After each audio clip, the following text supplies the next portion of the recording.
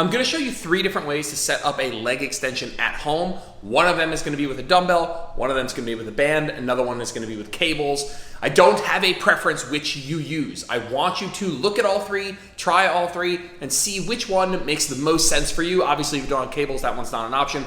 But between the dumbbell and the band version, I want you to pick the one that makes the most sense for you, where you can get the best quad stimulus and you can execute the movement well. So the first option is this standing band leg extension. You're going to take your band, whether it's a red or green band, you're going to loop it around something vertical, make sure it's roughly even on both sides, and step one leg into each one of the loops. Again, make sure it's roughly even on both sides, and set that band up to about knee height. You're going to hold on with 2 hands, take a step back to put some tension on the band. Then you're going to flex the knee and bring the knees forward, and then extend the knees and push backwards. Personally, I love this standing band leg extension, but it's only going to work really well if you squeeze like hell in that locked out position when your legs are straight. And so when you get there, squeeze like hell, like you're trying to push the back of your knees to the wall behind you, trying to break the band. The second option is going to be this dumbbell leg extension. This is my client Jen demonstrating. Hi Jen, she does this one really well.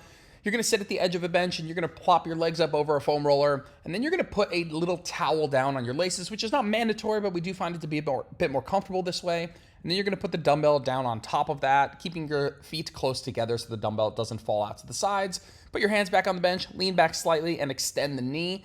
Now, what I would say is when I do this one and I fully extend and get to lockout, sometimes the dumbbell wants to slide down my legs, which is obviously not comfortable. And so you might find yourself stopping a hair shy of lockout, which I find to be totally fine, still a really good stimulus that's hard in the short position.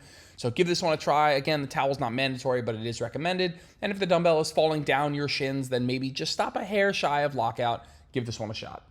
And the third option here, again, not in any particular order, is this seated band leg extension. Again, you can rig this up the exact same way with cables. Now, I'm sitting on a high box just to demonstrate that this is going to be a little bit better if you can sit a little bit higher. And so if you only have a bench, that's fine. It'll still work.